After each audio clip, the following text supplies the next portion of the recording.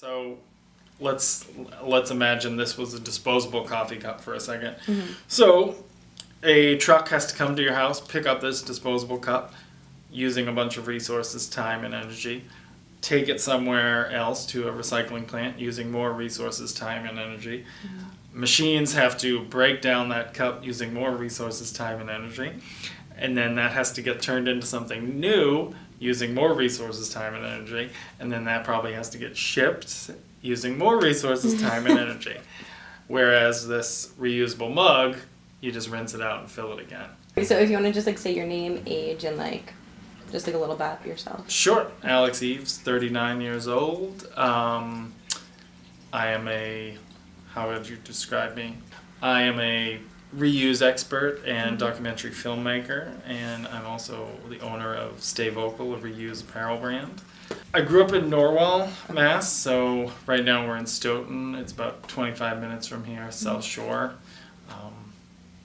Went to Norwell High School and ended up going to Northeastern in Boston, right down the street from you guys. Very cool. So.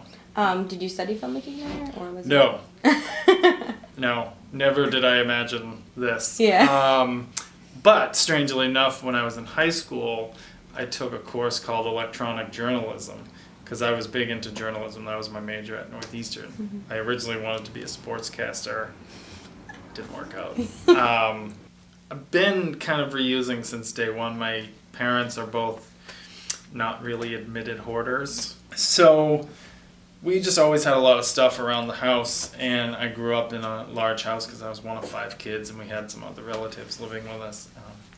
But one of the earliest memories that I have is my dad was a car mechanic, so I always had Matchbox cars and little toy cars growing up. And he would go to the hobby stores and everything and get the ones that were going to be discarded because they were broken or missing a wheel or whatever. And then he would bring all these home and we would play Junkyard. And it was really fun. And it was it was saving him some money because they were going to toss them, and saving resources on making new ones. And then we would do things with shoe boxes or paper towel rolls and just build little tunnels or, fake garages and things like that.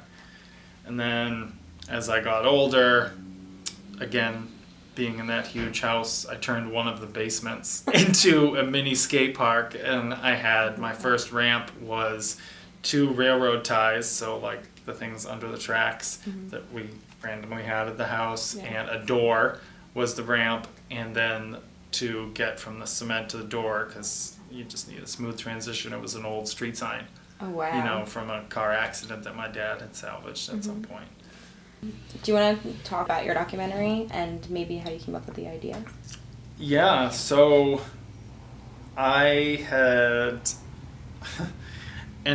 not entered, but I was nominated for this award in February of 2013. It was this People and Planet Award. It was through Green America. I ended up losing. And as a silver lining finder, I was like, okay, that's a bummer, but I really want to do this project. So I was like, oh, that could actually make for a really interesting documentary, traveling around the country. And so that's what I did. I ended up launching a Kickstarter campaign, and then the purpose was to travel to all 48 contiguous states, filming people that reuse in different ways, and showing how I reuse with Stay Vocal by, doing pop-up shops and things like that. So it's basically why, how reusing is beneficial to people, planet, and wallet, and how it's even more effective than recycling.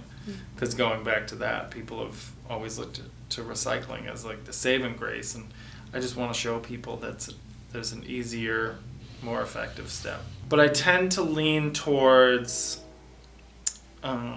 uplifting type documentaries and that was my goal in making this first film, and my goal in almost everything I do is we know there are problems out there at this point. I just want to provide fun, positive solutions.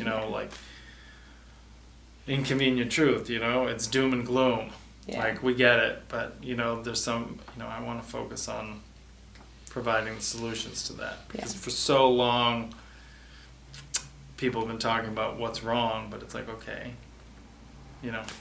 How what do are we we going to fix do it? about it? How do we make it an easy fix? And that goes back to, you know, why I started my brand. So I've always just wanted to provide some kind of solution or reasoning behind that. So when I started the brand, all of my shirts had some kind of factoid or whatever. So it's not just like a slogan, it's like why that slogan is there. I put this whole tagline about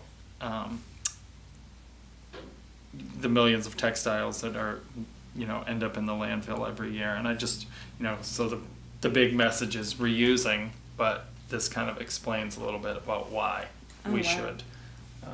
So all the shirts end up having that, since they're all reuse shirts now. Yeah. People think they're doing a good thing by recycling, but unfortunately it's not always the case. Yeah. You know, so with reusing, you know exactly what's happening, and you can be proud of that positive impact you're making. Yeah. Really is like solutions everywhere. It's just a matter of bringing them all together and showing people how possible it is. Yeah.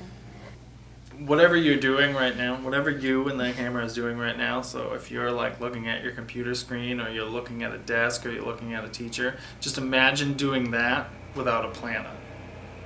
And you can't. So we all have to think about the planet. Like, it has to be part of our daily thought, you know, like nothing that we do is possible without this planet. Yeah. So if we just walk blindly through our lives and not think about it, you know, we're not really helping ourselves, we're not really helping future generations. And, you know, so if you have kids, or you want kids or grandkids, like, best thing we can do is help preserve that.